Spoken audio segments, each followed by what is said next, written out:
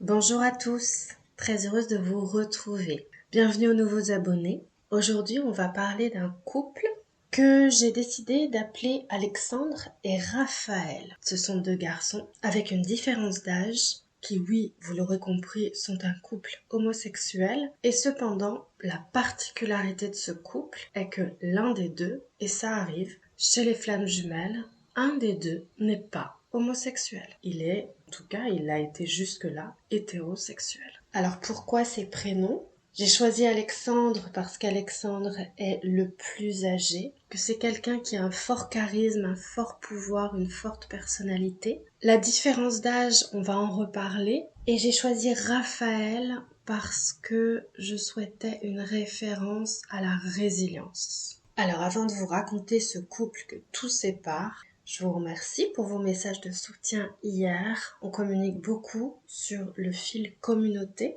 pour les gens qui ont l'habitude. Hier, c'était une journée pour moi de tourmente, de nuages noirs, comme ça nous arrive à tous. C'est assez régulier. C'est encore le cas, ce sont des épurations. Dans ces moments-là, pas de panique. On est pur, on nettoie, comme je vous le disais, karma, transg et compagnie. Laissez passer l'orage en quelque sorte, ne résistez pas à ces énergies, n'essayez pas d'aller bien à tout prix. C'est une erreur, il ne faut pas résister, il faut accepter, il y a un message derrière ces moments-là. Posez-vous, une fois que vous vous sentez un peu mieux, posez-vous, essayez d'écrire, essayez de trouver les informations. Qu'est-ce qu'on vous dit? Où est-ce que ça a fait mal? Où est-ce que c'est venu vous chercher?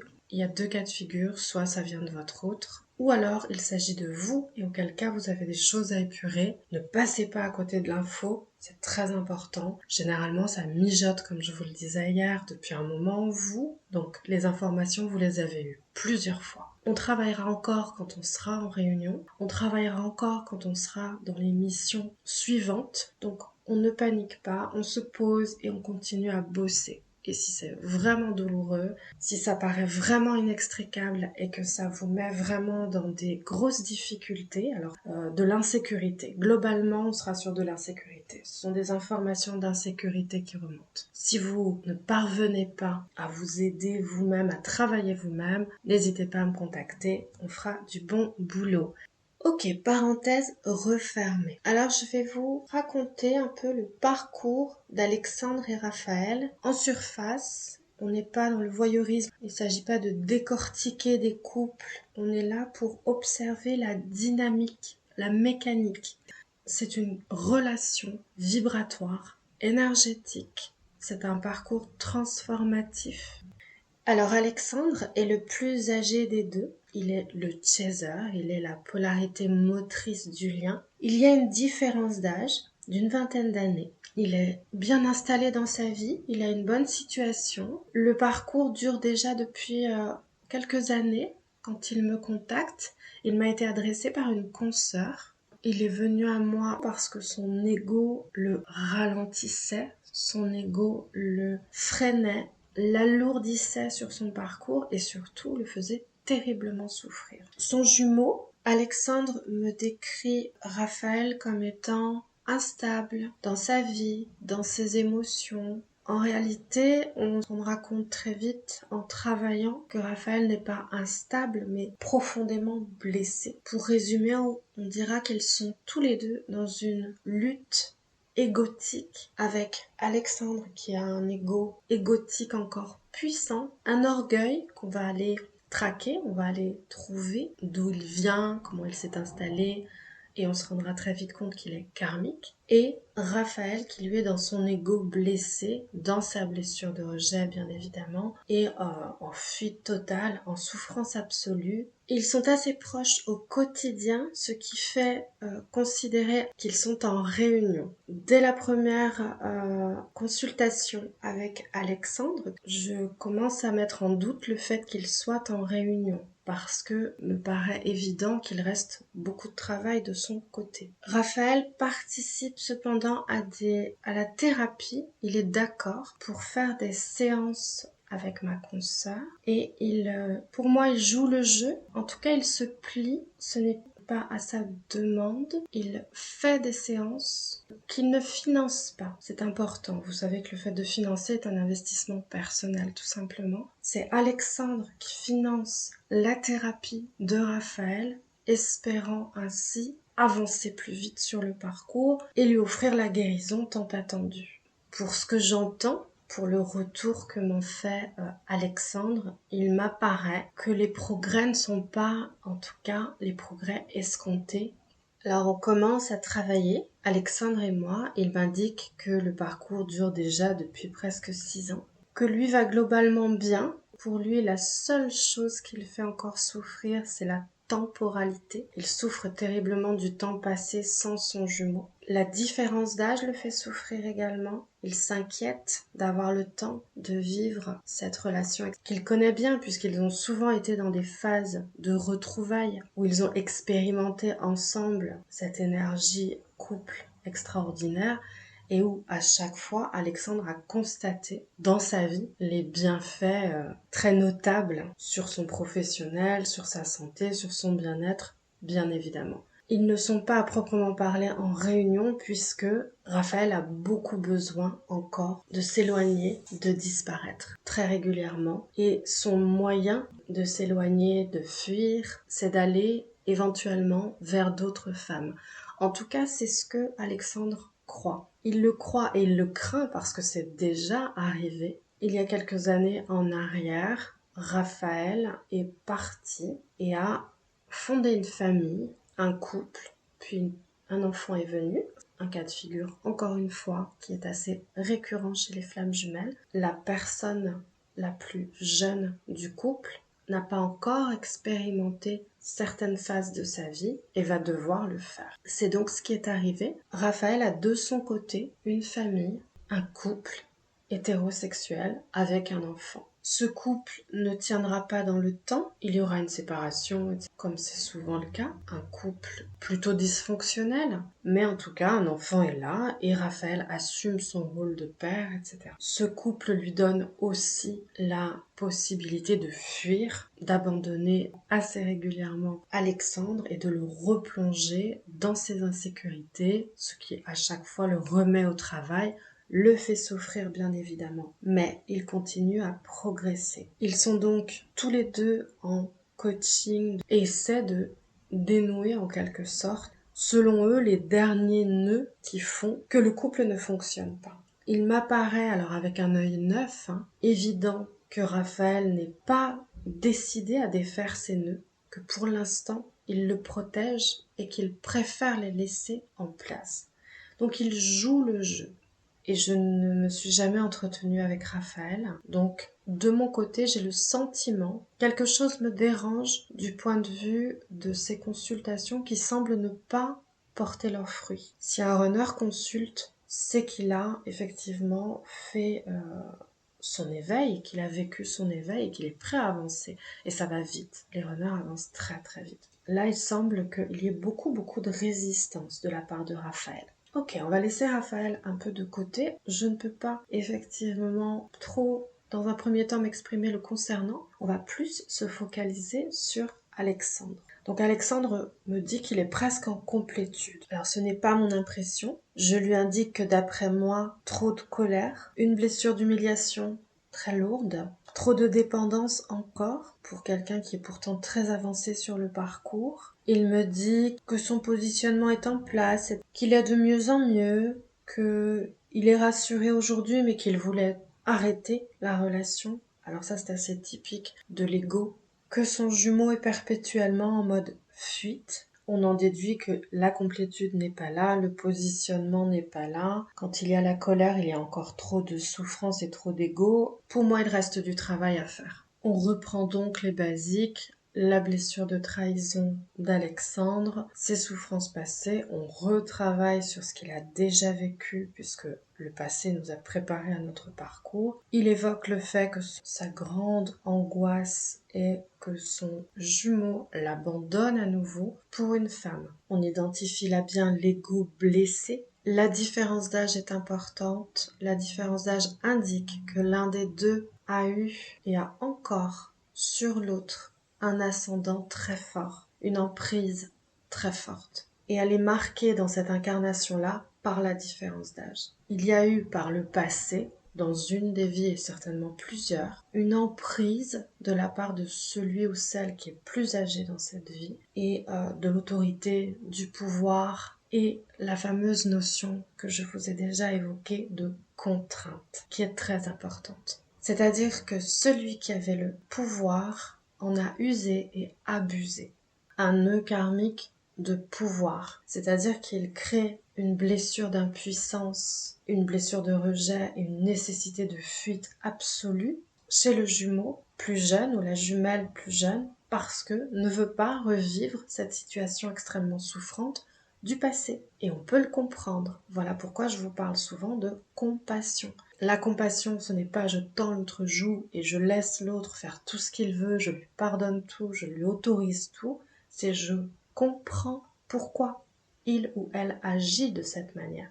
Qu'est-ce qui pousse cette personne à me fuir? Qu'est-ce que j'ai pu lui faire pour qu'aujourd'hui je représente un danger pour cette personne? C'est là qu'il faut réfléchir, c'est là que c'est important. Comprenez qu'il y a une contrainte.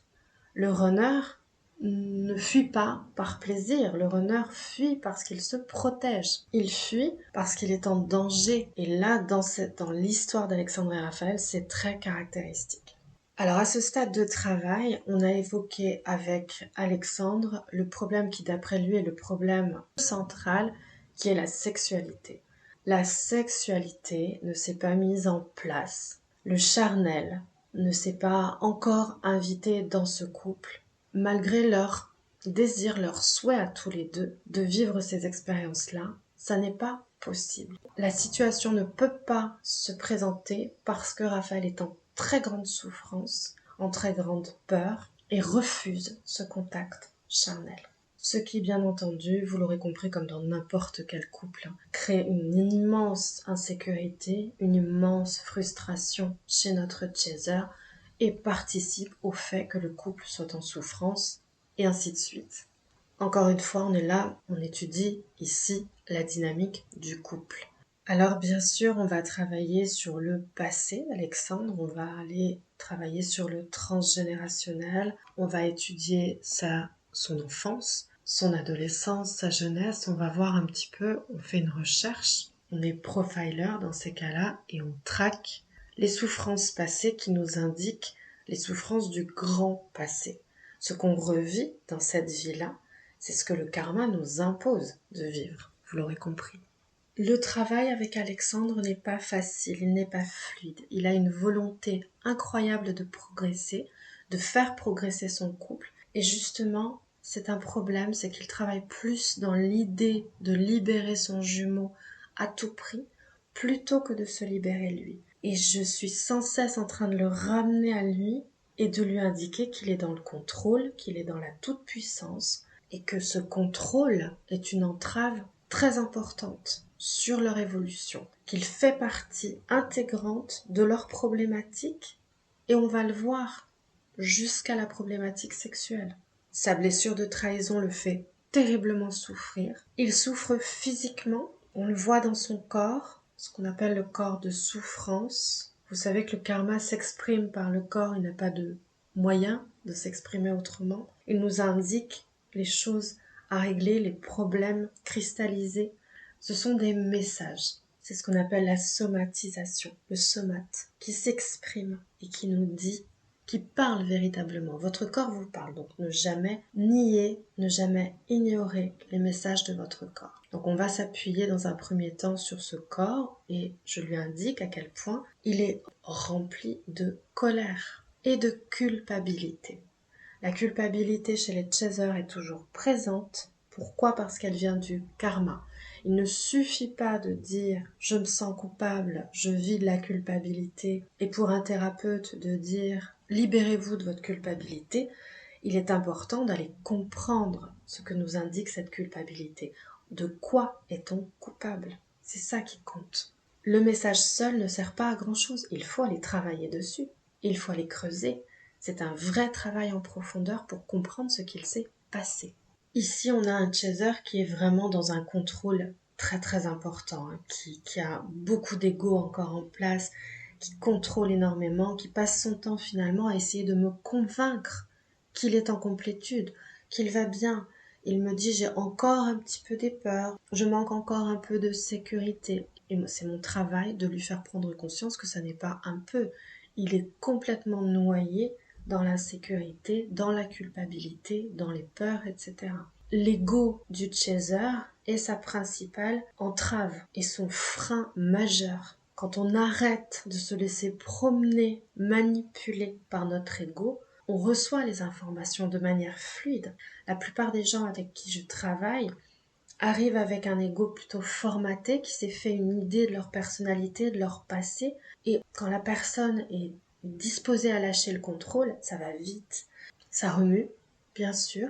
Et surtout, il faut tout déconstruire. C'est ce dont j'avais parlé dans les vidéos précédentes sur le mal, l'antidote, sur déconstruisez vos schémas, scannez vos schémas, etc. Qu'est-ce que l'ego a mis en place comme certitudes qui n'en sont pas pour rassurer, pour faire pansement et pour cacher les émotions, cacher le passé, cacher la vérité. Donc on va fouiller, on va insister, on va faire tomber les résistances égotiques, des pans de murs de résistance, et ça l'EFT est extraordinaire pour ça, qui permettent enfin à la vérité de monter à la conscience. Sans ça, on est dans une totale illusion. On parle beaucoup du voile d'illusion des runners, mais les chasers l'ont également, et c'est là qu'il faut qu'ils bossent. Donc je suis, et c'est ce que je suis en train de vous expliquer, en galère avec Alexandre, qui ne m'écoute pas, qui me dit oui, oui, oui, qui ne met pas en place les choses que je lui demande de mettre en place, notamment les mantras. Il me dit non, j'aime pas. L'EFT, c'est pas évident pour lui. Il me dit que oui, il l'a travaillé, mais bon. Pourquoi il ne parvient pas? Parce que je sais très bien que ce n'est pas qu'il ne veut pas, c'est qu'il ne parvient pas à mettre en place les outils que je lui propose. C'est difficile à vivre pour moi parce que mon but est de voir la personne progresser, et généralement ça va vite. En 3-4 séances, on est déjà sur une personne qui a fait un gros nettoyage sur elle et qui respire mieux, qui a meilleure mine, qui a une voix plus posée, qui est beaucoup plus à l'aise dans son quotidien sur son parcours. C'est le but. On doit bien vivre ce parcours. Si on vit ce parcours dans la souffrance, on passe à côté, on se trompe et surtout, il va durer. Alexandre me dit, la source me punit. Alors ça, c'est typique. Les chasers sont absolument convaincus pour la plupart qu'on leur en veut, que là-haut, on leur met des bâtons dans les roues, qu'on ne les aide pas. Il s'agit seulement de karma. Ça peut être un peu de transgé au passage, mais c'est généralement du karma, c'est tout. La source, les anges, les galactiques, ce que vous voulez, appuient quotidiennement, à chaque instant, les deux polarités dans leur boulot. Il n'y a pas de bâton dans les roues, en aucun cas. Au contraire, tout est fait pour qu'on travaille. En revanche, ça ne se fera pas tout seul. C'est une illusion que de croire que le temps, de lui-même, va faire lâcher des choses. Comment voulez-vous que le temps qui passe, puisse résoudre des équations, des problématiques, des blocages karmiques? Ça n'est pas possible. Précisément, si vous êtes encore en train de le vivre, c'est parce qu'il n'y a que vous qui puissiez libérer. Alors à ce stade, du point de vue du couple, Raphaël est dans la fuite, il est dans les masques, il vient, il reste un temps, il repart, il s'isole pour être au téléphone, dans des conversations assez mystérieuses, tout ce qui peut éveiller chez son chaser le plus d'insécurité possible, le plus de peur. Alexandre pense qu'il ne fait pas ce qu'il faut pour que son runner soit heureux et ait envie de rester avec lui. Tous les ingrédients sont là pour qu'ils ne s'en sortent jamais tous les deux et que ça dure encore des années. Dès que Raphaël ressent une insécurité, il fuit, il repart, il invente. Alors il est évidemment dans ses masques, dans sa protection, il ment, il invente. On rajoute même pour, en apparence, faire souffrir son chaser. J'observe de mon point de vue et j'ai le sentiment que il est simplement en train de se protéger, mais qu'il ne cherche pas véritablement à blesser. Le runner, la runner, indiquera toujours à son chaser où travailler. Lui donnera toujours les précisions qui lui manquent, lui donnera toujours les cas de figure pour lui indiquer là où il faut bosser. Donc à ce stade, de la thérapie avec Alexandre ressort le mutisme. Tout mon travail consiste à m'appuyer sur les mots que prononce la personne qui me consulte. On s'appuie sur les mots pour retrouver l'histoire karmique et on s'appuie sur les mots pour savoir sur quoi travailler. Donc la notion de mutisme est centrale. Elle va nous permettre de travailler chez Alexandre sur un problème d'expression, un problème de difficulté à s'exprimer, un problème de bégaiement, de mutisme, de peur panique, etc.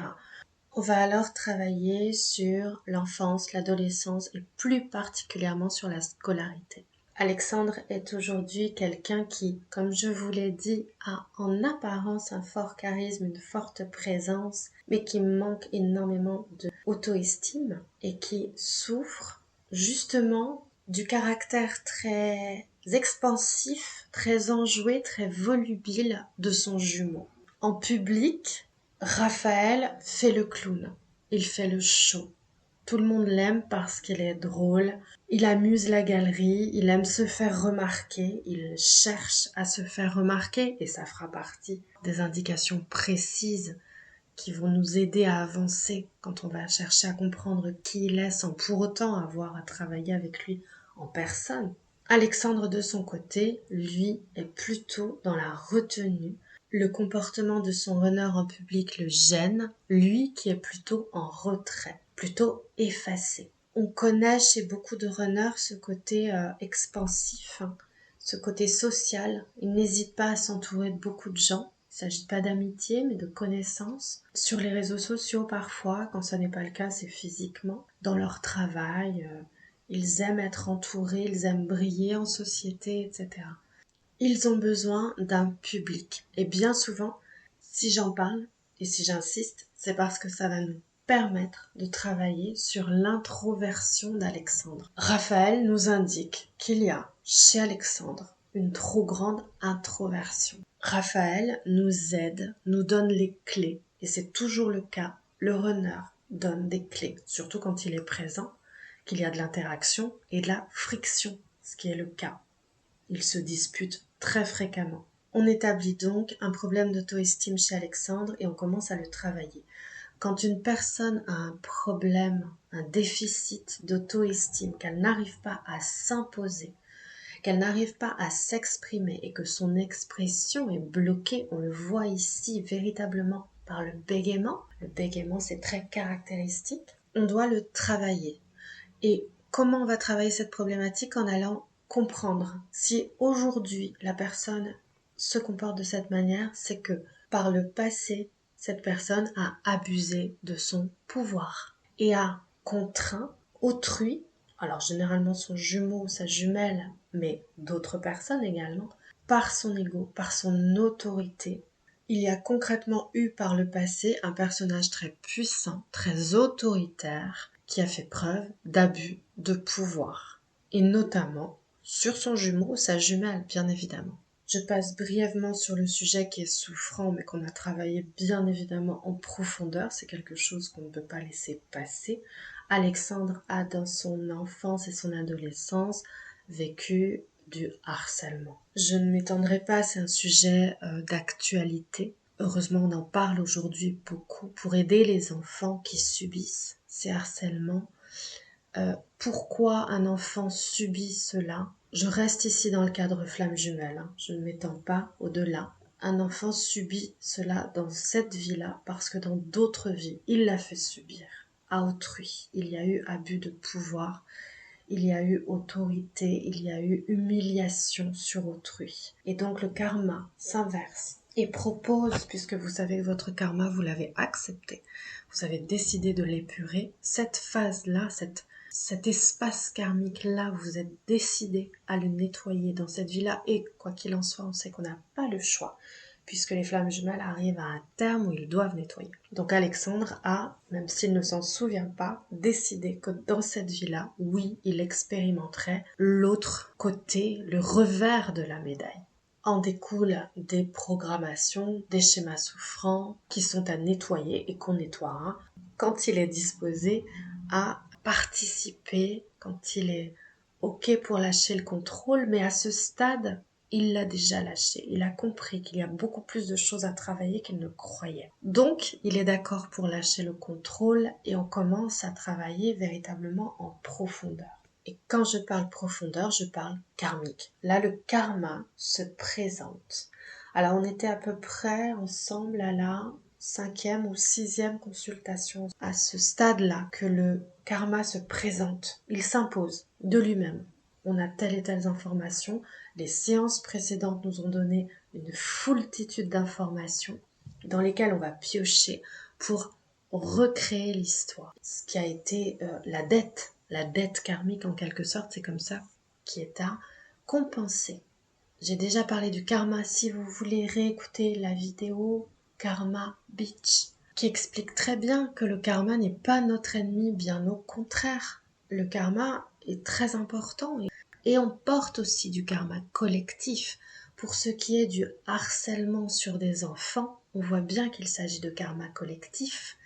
Ils prennent à leur charge, à leur compte, en s'incarnant, du karma collectif.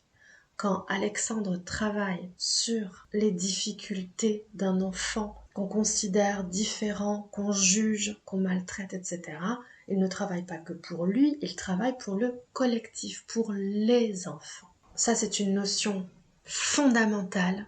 Comprenez que le karma ne fait pas de vous des victimes. Le karma fait de vous, si vous le comprenez dans le bon sens, des héros. Donc on a ici un Alexandre héroïque qui s'ignore, donc qui résiste, qui est dans le contrôle, qui a une vision des choses différente, bien entendu, puisqu'il a subi ces passages de vie insécurisants, souffrants, et aujourd'hui adulte inutile. C'est ce qu'on appelle les schémas limitants. Il retrouve assez vite une aisance. Je l'entends, c'est assez spectaculaire. La séance suivante, il me le dit lui-même, il l'a constaté, son élocution a changé. C'est pas un coup de baguette magique, il faut du temps pour changer un schéma. Mais son élocution a changé, il a plus d'assurance. On constate tous les deux humblement les progrès. Il est posé, il est plus calme, il me parle moins de son jumeau, il est moins obsédé par ce jumeau qui, soi-disant, ne bouge pas. Il se sent beaucoup plus libre et on voit donc que c'est le moment effectivement d'aller travailler le karma. On va essayer de comprendre quelle est la problématique de ce couple. On passe à l'action avec ma méthode et on met en place effectivement un protocole de guérison. Il ne s'agit pas seulement de savoir qu'à une certaine époque, dans une vie, on s'est comporté de telle manière. Ça ne suffit pas à défaire le nœud karmique. Il faut aller décortiquer le personnage. Et c'est là que le protocole se met en place. On fait connaissance avec ce personnage-là. Je ne rentrerai pas ici dans les détails du travail qu'on effectue. Les personnages du passé doivent rester en paix dans le passé, mais cependant, on peut aller les rencontrer. Donc, c'est ce qu'on fait. On va rencontrer ce personnage avec un protocole à l'appui, beaucoup d'accompagnement. Alors là, j'ai encore été confrontée au contrôle d'Alexandre. Vous savez que votre ego refuse de bosser. Concrètement, il ne veut pas guérir ces schémas-là, il ne veut pas en entendre parler. Alexandre a beaucoup résisté. On est rentré dans le vif du sujet. Alors, tant qu'il s'agissait, on a fait un premier travail karmique qui parlait de lui. Et il a assez apprécié ce travail-là. Il a compris qui il était par le passé. Quels abus il avait commis. Quelle personne de pouvoir, possessif, jaloux, etc. Il avait été, encore une fois, on ne rentre pas dans les détails, c'est très personnel. Donc on a retrouvé ce personnage, on a retrouvé l'époque, c'est assez facile. Ce qui nous importe, c'est plus le niveau social ici. Et tout ça pour déterminer quel était le pouvoir. On est évidemment dans des situations patriarcales, autoritaires. Les flammes jumelles, tous les chasers ont vécu ces situations-là. Je crois bien que c'est le cas. Systématiquement, on retrouve un personnage extrêmement égotique, un personnage puissant, un tyran, presque, on peut le dire, un tyran, quelqu'un de maltraitant qui a fait de gros dégâts. C'est ce personnage qui crée beaucoup de culpabilité, bien évidemment. Et c'est ce personnage qu'il faut aller rencontrer, travailler, libérer et réhabiliter. J'ai déjà parlé de mon travail sur le karma, je crois, dans Karma Beach, très probablement. N'hésitez pas à réécouter ce podcast. On ne peut pas passer à côté de ces notions karmiques. C'est ce qui débloque un parcours, littéralement. Ok, une fois qu'on a travaillé sur ce personnage égotique, alors là je vais être obligée de rentrer un petit peu effectivement dans les détails, on détermine avec Alexandre qu'il a par le passé contraint son jumeau. Concrètement, il l'a enfermé, il l'a tenu captif. Il a eu un très fort pouvoir sur lui. On détermine que Raphaël était une sorte de troubadour. C'est pour ça qu'on retrouve ce côté chez lui très expansif, qui aime bien être en public, qui aime bien faire le clown. C'était effectivement très probablement son travail, sa fonction. Et il est tombé en quelque sorte dans les griffes d'un homme très puissant qui voulait le posséder et qui pour le posséder l'a enfermé, a abusé de lui sexuellement. Évidemment, c'est très souffrant à évoquer de cette manière-là. Encore une fois, il s'agit de karma. Il ne s'agit pas de vous.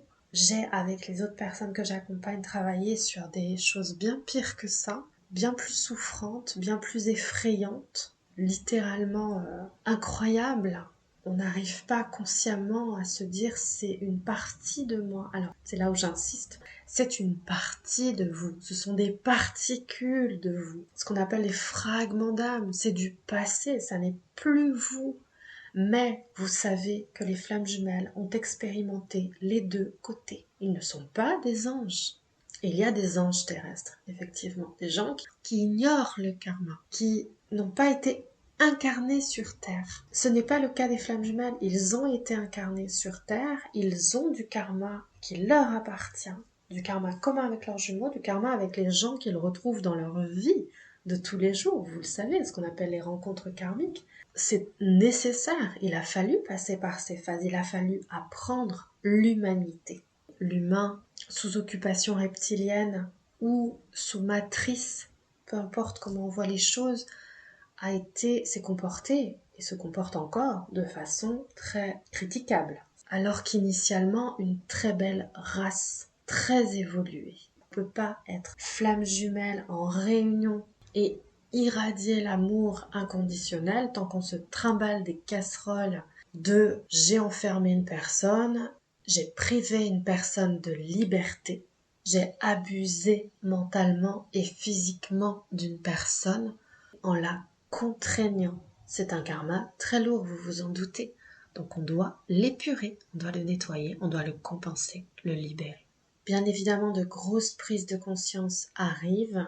Alexandre, comme pratiquement toujours, je dirais, comprend parfaitement puisque les souvenirs reviennent. On a beaucoup de reconnexions qui se font, des souvenirs, des images, des mots parfois. Bref, le travail karmique se fait et on sait qu'on est dans le vrai, dans le juste et qu'on répare. Donc le protocole se fait.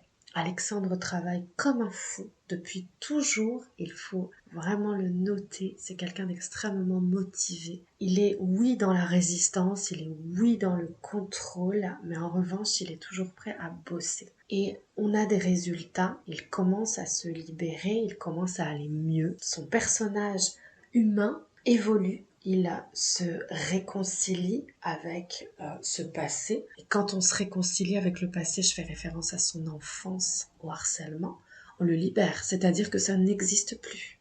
On sait que le FT libère les schémas. On se débarrasse de ces schémas limitants qui ne sont plus là pour nous entraver. C'est littéralement comme si la chose n'avait jamais existé. C'est une information, simplement une information qui certes va perdurer dans le système cellulaire, mais qui ne fait plus mal. Il n'y a plus de cristallisation de souffrance. Donc le corps se libère. Le corps de souffrance est libéré. Le comportement se modifie. C'est à ce moment-là que Alexandre commence à mettre en place une nouvelle mission qui le passionne, qui le fait vibrer, etc. Il s'épanouit. Il commence à être bien, pratiquement en complétude. Il reste des choses importantes à faire qui sont coupées énergétiquement, qui sont coupées la communication. avec Raphaël. Vous savez que les runners entretiennent cette communication, ils entretiennent le lien, ils ont très peur qu'on leur coupe l'énergie, qu'on les rejette finalement. Et il faut le faire, c'est une étape indispensable de fin de parcours. Cette notion de fin de parcours réjouit Alexandre, même si l'idée de couper et énergétiquement et physiquement n'est pas facile à envisager. Ça n'est facile pour personne. C'est une nécessité. Il faut se choisir. Vous connaissez ces expressions-là. Il y parvient plus ou moins, il fait des tentatives. Finalement, Alexandre réussit à passer ce cap. C'était, il me semble, avant l'été. Et vont s'en suivre 4 mois de séparation. Complète, totale. Alors, pour en arriver là, il y a eu des disputes intenses. Des affrontements. C'est plus de la friction, là. On est clairement sur des affrontements. Pourquoi des affrontements? Raphaël se défend du karma souffrant qu'il a vécu. Il était victime, on l'a compris. Il se débat, il refuse de revivre la contrainte. Voilà pourquoi il fuit son jumeau. Il refuse les rapprochements intimes. Il est dans la réaction. Et j'explique alors à Alexandre pourquoi il fait ça. Il y a une logique absolue derrière tout ça. Il est en train de se défendre. Il est en train de se protéger. Il ne revivra pas ce karma. Il est là pour le transcender. Donc il va reprendre son pouvoir. L'équilibre des polarités, c'est aussi ça. Raphaël va donc être dans la prise de pouvoir sur son jumeau. Il l'est depuis le début. C'est ce qui fait souffrir terriblement Alexandre. Il reprend son pouvoir. Il réaffirme son autorité masculine. C'est ce qu'il a fait en fondant une famille, en étant papa, qui bien sûr est très blessant et a été dans le passé, dans les années précédentes, très blessant pour Alexandre, mais qui a une nécessité absolue, qui a une logique implacable. Il faut qu'il soit dans son masculin sacré, c'est important, il répare son masculin sacré blessé. Tout ce qu'il a fait, chacun de ses actes et chacune de ses paroles, qui sont très dures, par échange de textos, on assiste à une violence incroyable. Et dans les échanges, Raphaël accuse ouvertement son jumeau d'être violeur, voleur, menteur, manipulateur. Et les échanges vont très très loin. Pourquoi un jumeau prononce de telles paroles? Ce n'est pas au hasard. Il ne balance pas des mots souffrants pour le plaisir de faire souffrir son chaser. Il lui indique le karma. Il lui dit avec ses mots, et il n'a pas conscience de ce karma. N'oubliez pas que le runner a un voile d'illusion, d'oubli, peu importe comment on appelle ça, ces fameux masques et ces systèmes de protection qui font qu'il ne se souvient pas de ce qui s'est passé. Mais en revanche, son corps se souvient. Son corps se souvient et sait dire les choses. Donc écoutez votre runner, il vous dit ce que vous devez soigner. Je ferme cette parenthèse très intimiste et je m'en excuse, mais c'est important que vous compreniez à quel point tout est dit dans les mots. Et même si, et je l'ai dit il n'y a pas longtemps, n'ayez pas peur, je ne sais plus dans quel cas de figure ça se présentait, même si vous dites vous-même, les chasers le font, les runners le font, quelle que soit votre polarité, des horreurs absolues à votre autre, ça n'est pas grave, c'est utile. Il faut que ça sorte. Il faut que ce soit dit. Pourquoi?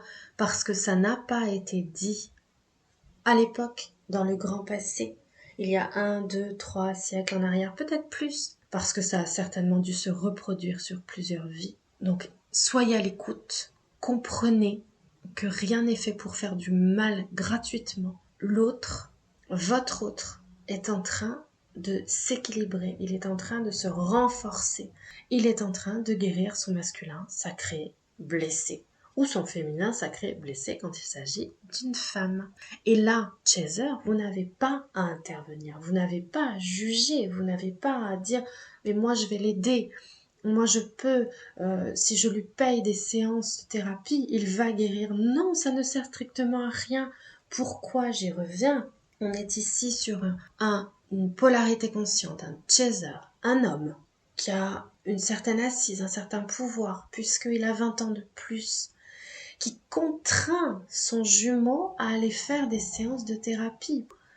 On était dans une aberration.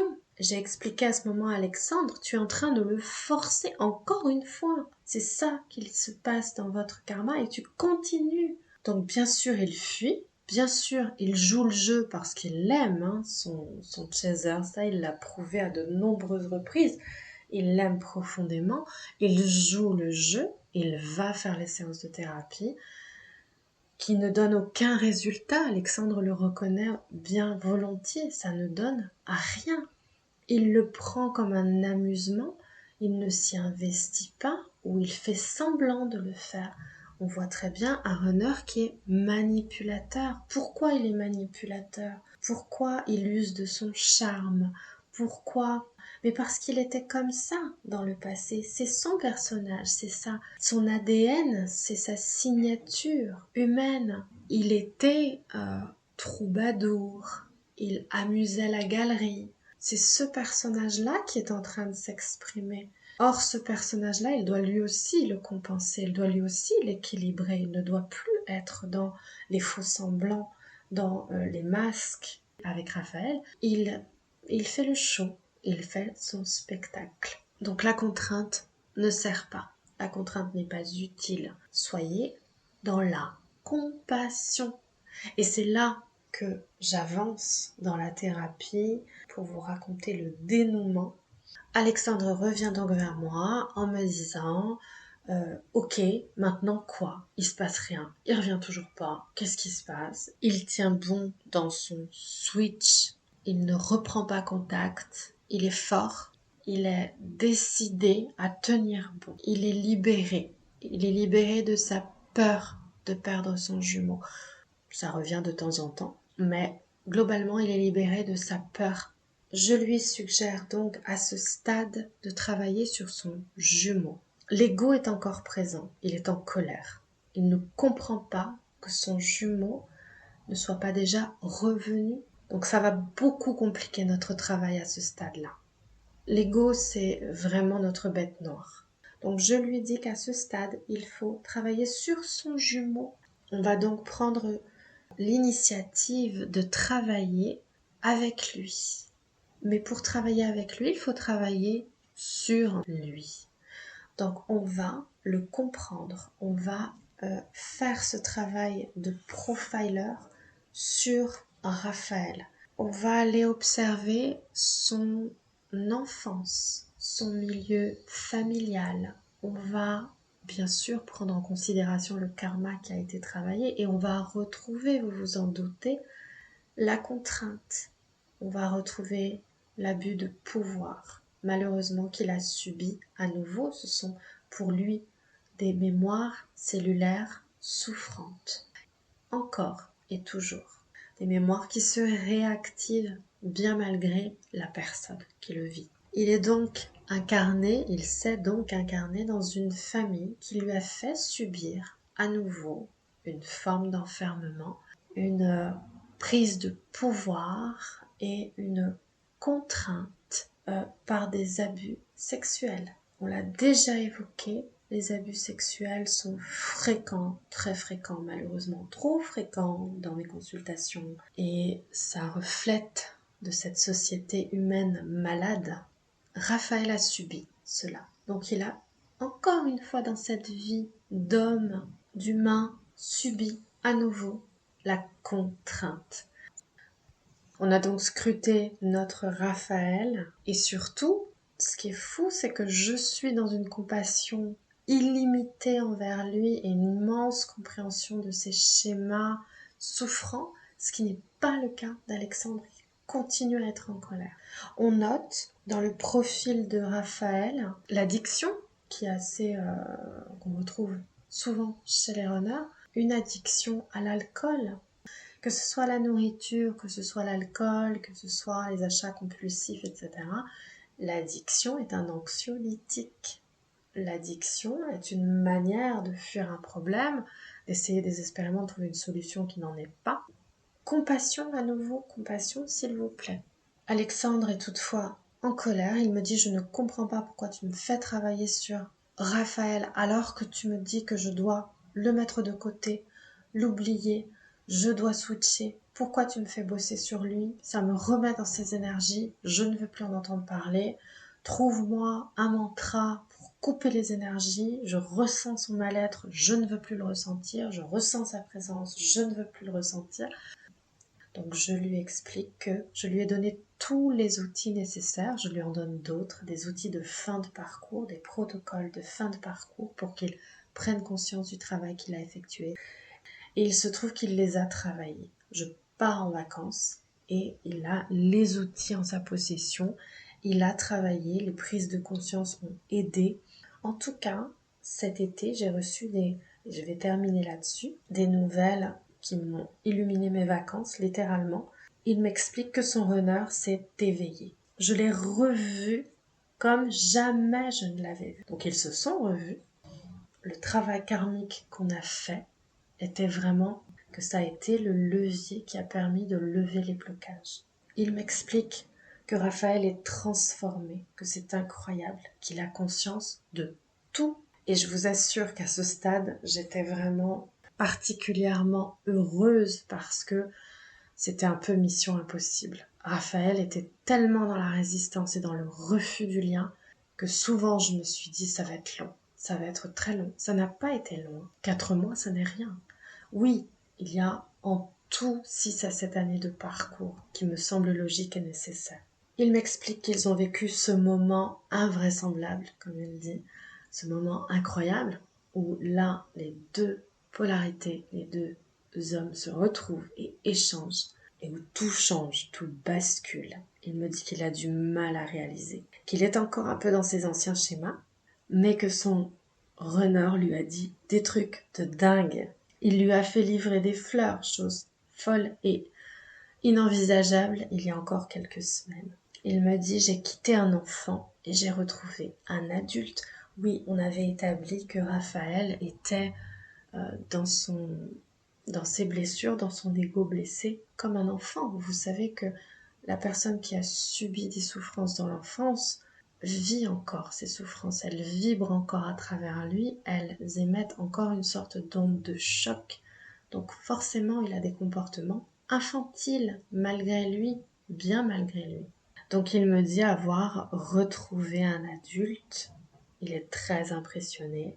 Il me dit que c'est un moment impressionnant qu'on ne reconnaît plus les runners. En règle générale, il connaît très bien la mécanique des couples flammes jumelles. Il a espéré longtemps, très longtemps, cet éveil chez Raphaël, chez son jumeau. Et c'est présent. C'est très présent. Il me dit, on ne les reconnaît plus, le côté sombre disparaît. Il me dit, Raphaël, hier, était lumineux. Ensuite, c'est plus intime. Il m'explique qu'ils ont décidé de prendre leur temps, mais que son jumeau lui exprime clairement qu'il ne veut plus vivre loin de lui, qu'il va prendre un appartement tout près de chez lui, qu'il ne peut plus vivre loin d'Alexandre. Ensuite, j'ai eu de nouveau des nouvelles où il me disait qu'il avait revu son jumeau, qu'il parlait sans filtre, avec émotion, et qu'il n'avait jamais vu ça. La relation ne sera plus cachée, ce qui était bien évidemment le cas. Alexandre m'explique que son jumeau lui donne enfin tout ce qu'il souhaitait. Et Raphaël lui a expliqué qu'il n'a jamais été aussi malheureux de toute sa vie que pendant ces 4 mois de séparation. Il dit qu'il s'est réveillé un matin et que depuis, tout est clair pour lui, qu'il est sûr. Je vais vous laisser là-dessus, c'est un podcast très long mais ça vaut le coup, c'est à mon sens un très beau témoignage. On remercie chaleureusement Alexandre et Raphaël de nous avoir servi de support aujourd'hui, d'avoir apporté de l'espoir, d'avoir apporté de la lumière pour la suite des événements. On leur souhaite bien sûr un immense bonheur. Ils ont de sacrées missions qui les attendent, on a bien compris, hein, mais ils sont prêts. Pour ma part, je vous embrasse fort. Je remercie les derniers abonnés de nous avoir rejoints. Je vous demande de partager les vidéos, de mettre des pouces. C'est ce qui fait que les vidéos sont visibles par d'autres personnes. C'est comme ça qu'elles sont repérées par l'algorithme YouTube, vous le savez maintenant, tout le monde le répète. Je vous embrasse fort, vous dis à très bientôt. N'hésitez pas à échanger, n'hésitez pas, vous savez que je réponds aux messages et entre deux vidéos, je communique toujours un petit peu sur le fil communauté. Je vous embrasse, belle journée ou belle soirée, prenez grand soin de vous.